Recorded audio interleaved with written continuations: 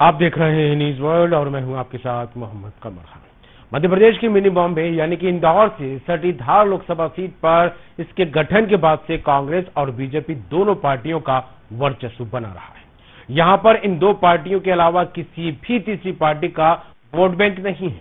धार Lok Sabha seat में धार जिला और कुछ इंदौर जिले की जगहें भी शामिल हैं। 1967 में इस लोकसभा सीट का अस्तित्व सामने आया।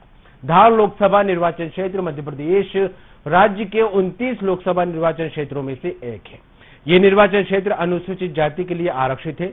धार लोकसभा क्षेत्र के अंतर्गत विधानसभा की 8 सीटें आती हैं। सरदारपुर, मनावर, बदनावर, गंदवानी, धर्मपुरी, डॉक्टर अंबेडकर नगर, महू, कुक्षी, धार यहां की विधानसभा सीटें हैं। धार लोकसभा सीट पर एक दौर में कभी कांग्रेस का दबदबा हुआ करता था, लेकिन देश के साथ ही वे यहां पर भी कमजोर होती नजर आई और बीजेपी ने इसका पूरा फायदा उठाया। 2019 का जनादेश की बात की जाए तो बीजेपी के चतर सिंह दरबार को 7,22,147 वोट मिले थे और जीत दर्ज की थी। कांग्रेस के गिरवाल दिनेश को यहां पर 5,66,118 वोट से संतुष्ट करना पड़ा था। और इसके अलावा यहां पर एक तस्वीर बनी थी, वो थी नोटा की, और नोटा को यहां पर 17,929 वोट मिले थे। मतलब 17,000 से ज्यादा लोग ऐसे थे जिन्हें उम्मीदवार पसंद नहीं थे या फिर मुद्दों को लेकर जो आवाज उठनी चाहिए उनसे नाराज थे, तो कहीं ना कहीं नोटा का बटन यहां पर दबता नजर आया था। इसके अलावा 2014 के चुनाव को लेकर बात करें तो बीजेपी की सावित्री ठाकुर ने कांग्रेस के उमंग सिंघार को यहां पर मात दी थी, विजय परचम लहराया था। सावित्री ठाकुर को 5,58,387 यानी कि 51.86% वोट मिले थे। उमंग सिंघार को 4,54,059 यानी कि जिस तरह परसेंटेज में अगर बात की जाए तो 42.17% वोट यहां पर उमंग सिंघार को मिले थे। दोनों के बीच हार जीत का अंतर 1,04,328 वोटों का था। बसपा के अजय रावत 1.36% वोटों के साथ चुनाव में तीसरे स्थान पर रहे थे। 2009 के चुनाव में कांग्रेस के गजेंद्र सिंह को जीत मिली थी। उन्होंने बीजेपी के मुकाम सिंह को हराया था। गजेंद्र सिंह को 3,02,660 यानी कि 46.23% वोट मिले थे।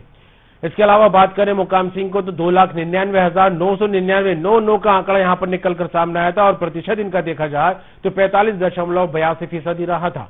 दोनों के बीच हार जीत का अंतर 2661 वोट का था, मात्र 2661 यानी 2,661 वोट। वहीं बसपा के अजय रावत 2.46% वोट के साथ तीसरे स्थान पर रहे थे।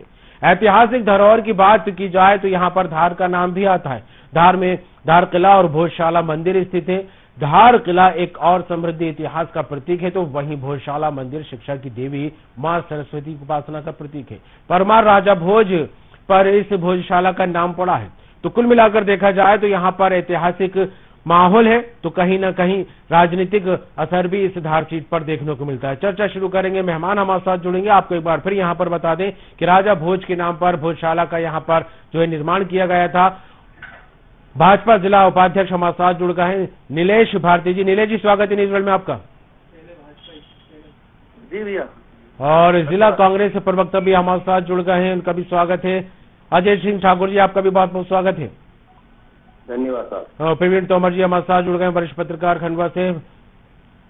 पत्रकार साहब, आपका भी बहुत बहुत स्वागत है। तो शुरुआत आप ही से करेंगे। नीलेश जी, क्या कहेंगे जिस तरह से पहला, दूसरा और तीसरा चरण संपन्न हो चुका है, इंतजार बस चौथे चरण का है, लेकिन चौथे चरण में धार लोकसभा सीट को लेकर बात करें तो यहां पर भी धीरे धीरे ही सही लेकिन राजनीति परवान चढ़ती जरूर नजर आ रही है। जी नीलेश जी।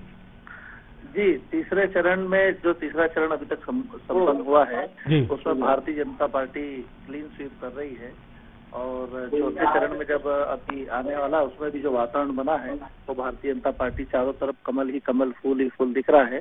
जहां तक धार महू लोकसभा की संदर्भ में हम बात करें तो भारतीय जनता पार्टी का कमल फिर से यहाँ पर खिलने वाला है, क्योंकि भारतीय जनता पार्टी की डबल इंजन की जो सरकार है, केंद्र की सरकार की योजना है और राज्य की सरकार की योजना है, ये घर घर तक पहुंची है।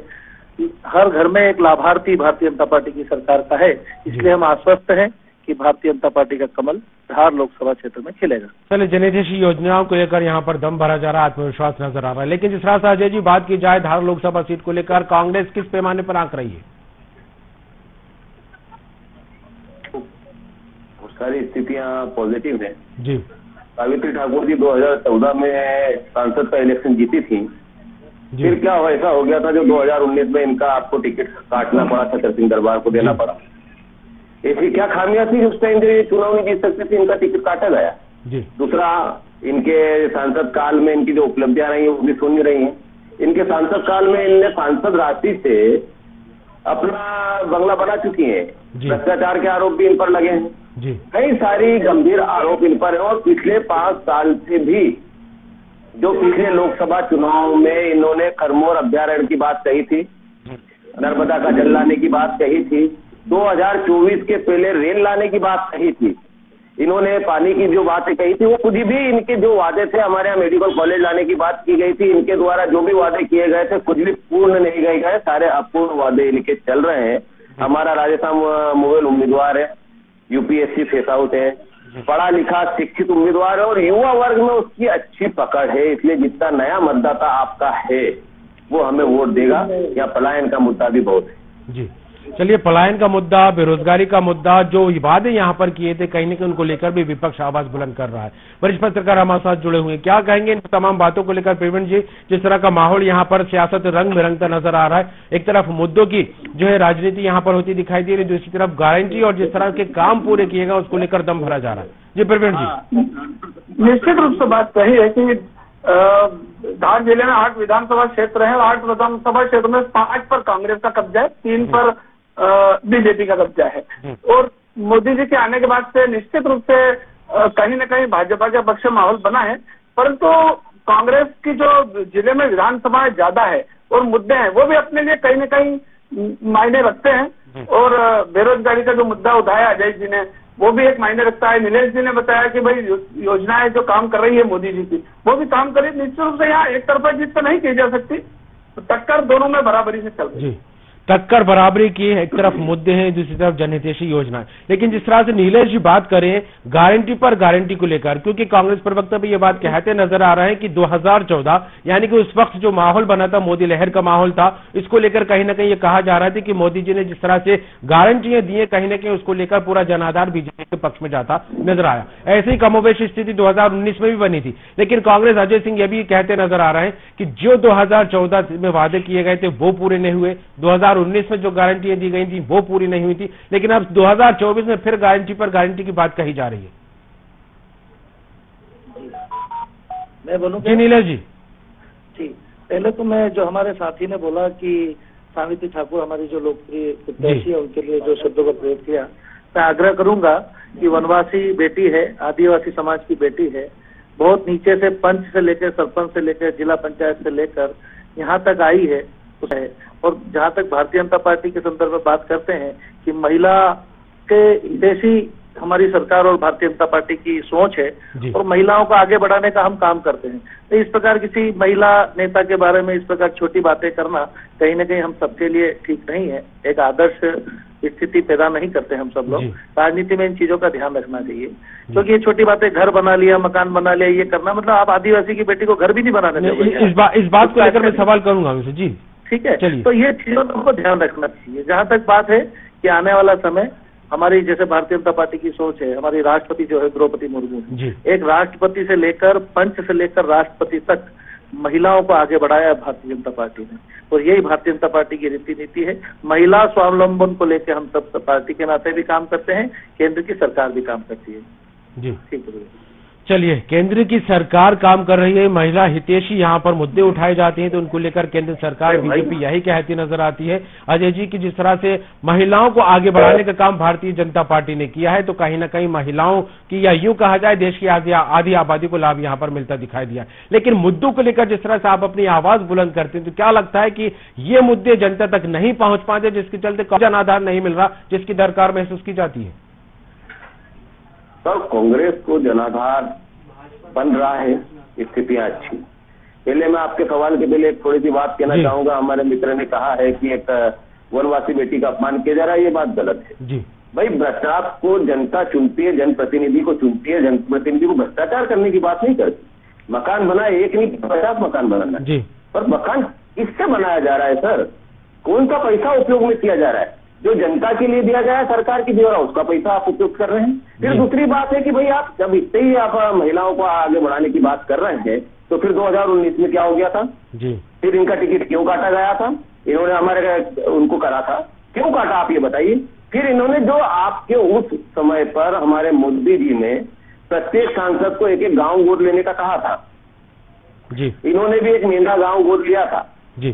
साहब लोकसभा का क्षेत्र में हजारों गांव होंगे, ये एक गांव को नहीं संवार पाएंगे, एक गांव को व्यवस्थाएं नहीं कर पाएंगे, वहां पर उस टाइम ना शौचालय उपलब्ध करवा पाए, ना पानी उपलब्ध करवा पाए, ना सड़क उपलब्ध करवा पाएंगे, ये पूरा क्या लोकसभा चला पाएंगी? कांग्रेस अपनी जगह है, कांग्रेस का अपना स्टैंड क्लियर है, कांग्रेस जनहितैषी और शुरू से, क्योंकि हमारा बेल्ट आदिवासी वर्ग का है और 80% आबादी हमारे यहाँ ट्राइबल बेल्ट की है जी। कांग्रेस जनहितैषी पार्टी है। घर घर में अगर हम बात करने जाएंगे तो जब टीवियां नहीं हुआ करती थी, समाचार नहीं हुआ करते थे, जब भी इंदिरा माई को घर घर पर पहचाना जाता था, ट्राइबल बेल्ट में मंजे फलियों में पहचाना जाता था। ये कांग्रेस की लोकप्रियता नहीं था, ये आदिवासियों के प्रति कांग्रेस का किया गया कार्य है जी।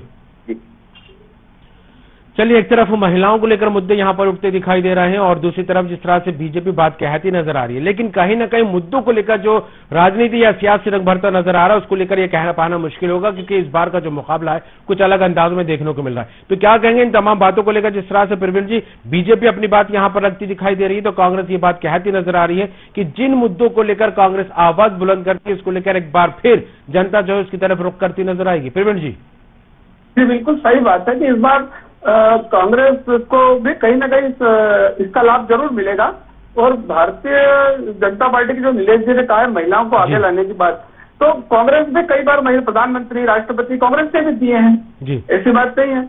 आप देखिए इंदिरा गांधी प्रधानमंत्री रही, प्रतिभा देवी पाटिल राष्ट्रपति रही, तो ये बात सही है कि भाई कांग्रेस ने भी दिए हैं, और भारतीय जनता पार्टी भी जो एक हिंदुत्व के मुद्दे में काम कर रही है, वो भी कहीं ना कहीं हिंदुत्व का मुद्दा पूरे जिले में अपना रंग दिखा रहा है। तो अभी ये कहना बिल्कुल स्पष्ट नहीं है कि कोई भी पार्टी जीतेगी, बराबर की टक्कर है और मुद्दे अपनी जगह, दोनों के मुद्दे अपनी जगह कायम है जी। उम्मीदवारों को लेकर किस तरह आंका जाए? जिस तरह से बीजेपी ने अपने उम्मीदवार को सोच समझकर रणनीति के मुताबिक चुनावी मैदान में उतारा, कांग्रेस ने उसी हिसाब से मंथन कर चर्चा कर जो है कैंडिडेट का चयन किया है, तो किस तरह आंका जाए, किस पैमाने पर? प्रवीण जी ये बिल्कुल सही, दोनों ने अच्छा प्रत्याशी दिए हैं।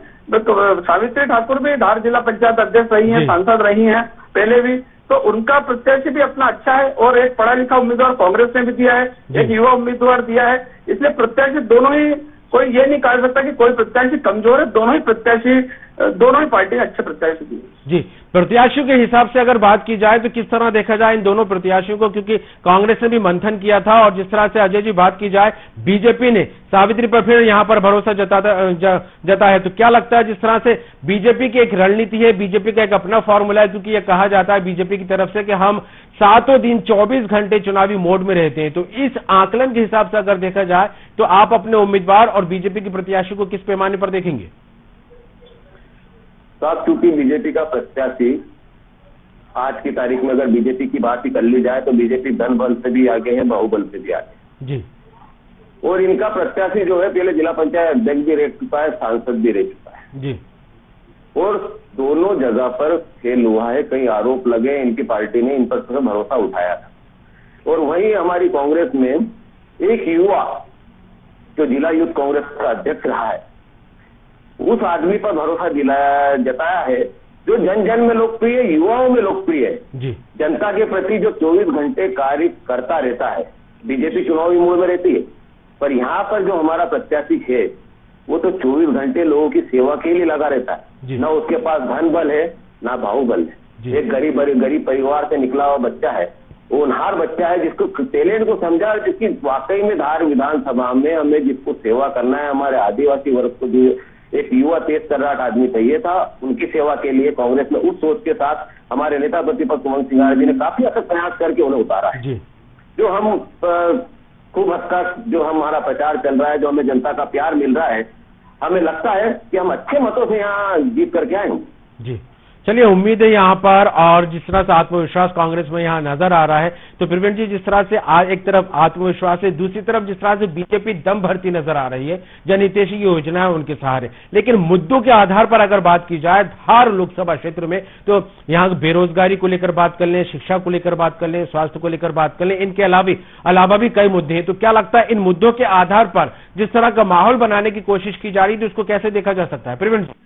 बिल्कुल, मुद्दा यहाँ पे पलायन का सबसे बड़ा मुद्दा है जी। यह पलायन एक बहुत बड़ी समस्या है ना। यहाँ का पलायन, जहाँ का आदिवासी, यहाँ का मजदूर वर्ग अक्सर कई वर्षों से गुजरात चला जाता है काम करने। तो सबसे महत्वपूर्ण मुद्दा शिक्षा रोजगार तो है ही, एक पलायन सबसे बड़ा मुद्दा है यहाँ। तो पलायन के मुद्दे को जो भी अभी कई वोटर आप देखेंगे, अधिकतर वोटर जो है इस वक्त मजदूरी करने के लिए गुजरात गया हुआ है। तो कहीं ना कहीं दोनों पार्टियों को इस मामले में सोचना पड़ेगा, पलायन के मुद्दे को रोकना पड़ेगा, तो पलायन वोटरों को भी लाना पड़ेगा। तो कहीं ना कहीं एक अच्छा परिणाम किसी के पक्ष में आ सकता है। जो पलायन के मुद्दे को रोकना एक बड़ी समस्या हर पार्टी के लिए, चाहे डबल इंजन की सरकार हो, चाहे कांग्रेस की विपक्ष की भूमिका हो।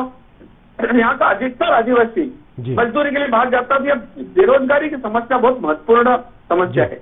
जी, चलिए, बिल्कुल बीजेपी प्रवक्ता से बात करना चाहूँ। बीजेपी प्रवक्ता से जी क्या कहेंगे इन तमाम मुद्दों को लेकर, क्योंकि शिक्षा, स्वास्थ्य, रोजगार, पलायन यहाँ के मेन मुद्दे रहे। नीरज जी, तो क्या लगता है 2014 में भी आपके सांसद यहाँ पर आए, 2019 में भी रहे, और अब एक बार फिर जो है यहाँ पर टिकट सावित्री जी को यहाँ रिपीट किया गया है, तो क्या लगता है जो मुद्दों को लेकर राजनीति बार बार यहाँ पर होती है, हालांकि आप ये बात को लेकर दम भरते नजर आते हैं कि भारतीय जनता पार्टी जो कहती है वो करती है, तो पिछले 10 सालों में जो यहाँ की मूलभूत सुविधाएं या मुद्दे हैं उनको लेकर कदम क्यों नहीं उठाएगा? नीरज जी,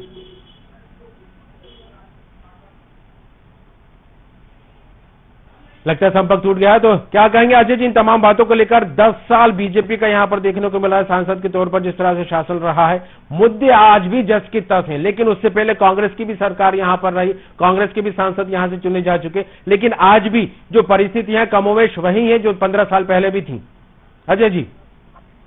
सर अगर कांग्रेस की सांसद में बात की जाए जी, तो कांग्रेस के सांसद जब जीते, गजेंद्र सिंह राजू खड़गे जब जीते थे, जब वाजपेयी जी की गवर्नमेंट हुआ करती थी, मैं ये 2000 के बाद की बात कर रहा हूँ, तो वाजपेयी जी की गवर्नमेंट में वो 5 साल पूरा कार्यकाल कर पाए थे, क्योंकि उस टाइम उन्हें विपक्ष की गवर्नमेंट मिली, विपक्ष में थे, इसलिए कुछ करने का खूब प्रयास किया गया, पर कुछ हम थोड़ा सा पीछे रहे। पर उसके बाद सतत आपका ये जो समय चला है सर, ये अभी जो 10 साल से अगर अपन 2014 से बात करने जाए, तो बीजेपी की गवर्नमेंट चल रही है जी। हमारे नीलेश भारती जी पीतमपुर क्षेत्र से आते हैं, हमारा एशिया का सबसे बड़ा पीतमपुर क्षेत्र में इंडस्ट्रियल एरिया है। इस इंडस्ट्रियल एरिया में हमें आज भी जिले के लोगों को रोजगार नहीं मिलता है जी।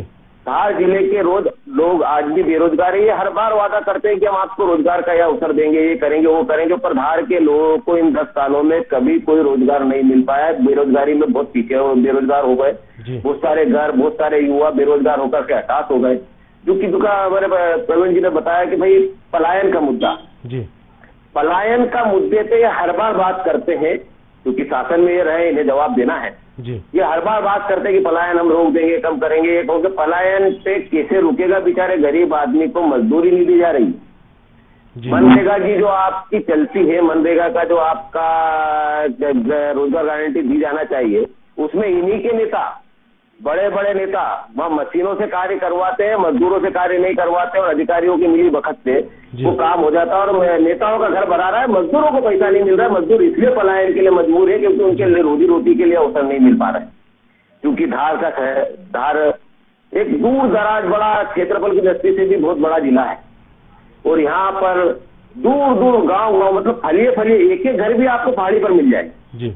और वो बेचारे सब भी ये रोजगार के लिए कहीं ना कहीं अपने जीवन यापन के लिए परेशान हो रहे हैं, क्योंकि इन्होंने जितने वादे किए थे सारे वादे इनके पीछे हैं, इन्हें किसी वादे को आज तक पूर्ण नहीं कर पाए। आप पिछला रिकॉर्ड देख लीजिए, जितनी बातें इनने की है जिले के मुद्दे पर की है, उसके मुद्दे पर किए, कोई से भी वादे पूर्ण अभी तक नहीं कर पाए हैं। इनसे सिर्फ हताशा ही हाथ लगी, जनता बहुत नाखुश है जी। चलिए, बिल्कुल प्रवीण जी, मुवेल को लेकर बात करें, जो कांग्रेस ने जिस तरह से मंथन कर उनके नाम की जो है यहाँ पर मोहर लगाकर मैदान में उतारा है। लेकिन उनके संगठन में राजनीतिक काम को लेकर बात करें तो काफी अच्छा अनुभव भी उनका रहा। उत्तर प्रदेश में काम उन्होंने यहाँ पर करते दिखाई दिए। गुजरात को लेकर बात करें या फिर माफ कीजिएगा हरियाणा या फिर मध्य प्रदेश को लेकर जिस तरह से उनकी एक्टिविटी देखने को मिलती है, तो क्या लगता है मोवेल पर जो कांग्रेस ने भरोसा जताया है, तो उस आधार पर अगर आंका जाए तो जनता उनको किस नजरिए से देख रही है? क्योंकि सावित्री जी को लेकर अगर बात करें तो वो पहले भी सांसद रह चुकी है, एक बार फिर बीजेपी ने उन पर दांव खेला। तो इन दोनों प्रत्याशियों में किस तरह से कंपेयर किया जा सकता है, खास करके मुद्दों को लेकर?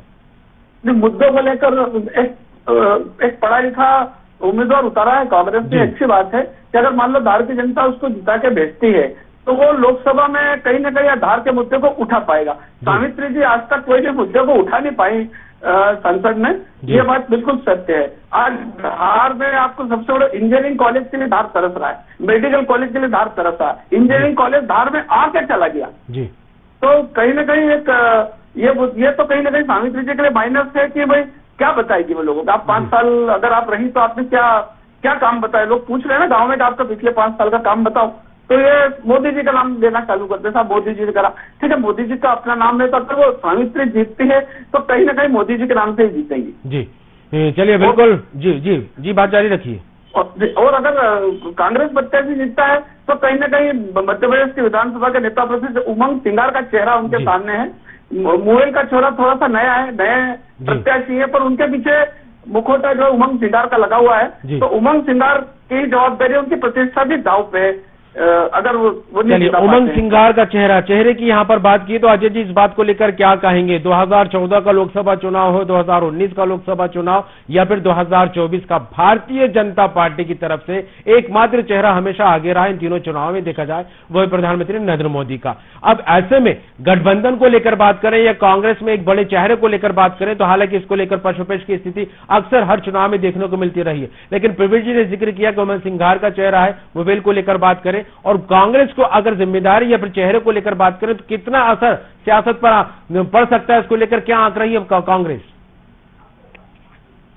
देखिए सर, यहाँ पर उमंग सिंगार जी एक बड़ा नाम जी, और यहाँ आदिवासी वर्ग में नहीं, जिले में हर वर्ग में हर युवा उनकी एक अलग पकड़ है, पहचान है, और सारा युवा उनके साथ बहुत जोश के साथ है, उनसे बहुत उम्मीद रखता है। एक हमारे लिए बहुत प्लस की बात है, बहुत आगे की बात है कि उमंग सिंगार जी हमारे धार जिले के नेता हैं और मध्य प्रदेश में नेता प्रतिपक्ष हैं और एक फायर ब्रांड नेता है, उनसे सभी को उम्मीद है। तो इसका बहुत ही अच्छा फायदा, बहुत ही ज्यादा फायदा कहीं ना कहीं राधेश्याम मोवेल जी को मिलेगा और कांग्रेस को मिलेगा, और उसी से हम आगे लीड बना पाएंगे, क्योंकि उमंग सिंगार जी पिछले 15 दिनों से सतत हमारी लोकसभा में लगे हुए हैं। उन्होंने गांव का फलिए का दौरा किया है। तो धार में ये माना जाए इस लोकसभा चुनाव का जो आधार है उमंग सिंगार है अजय जी? सर, हर बड़ा नाम जो जिस क्षेत्र में होता है जी, उसको तो मानना जाता है। उमंग सिंगार है, उमंग सिंगार उसी तटबद्धता से लगे हुए हैं, और राधेश्याम मोवेल जी के लिए नहीं, उमंग सिंगार का दायित्व कांग्रेस के लिए और कांग्रेस के लिए पूरा प्रयास कर रहे हैं, और वो प्रयास में कहीं ना कहीं हम सब लोग सारे कांग्रेसी लेकिन कांग्रेस में यह भी तो विडंबना रही है अजय जी कि जिस तरह से जिस क्षेत्र में जिस नेता का जो है दबदबा है, जिस नेता की यहाँ पर जिस तरह से एक पकड़ देखी जाती है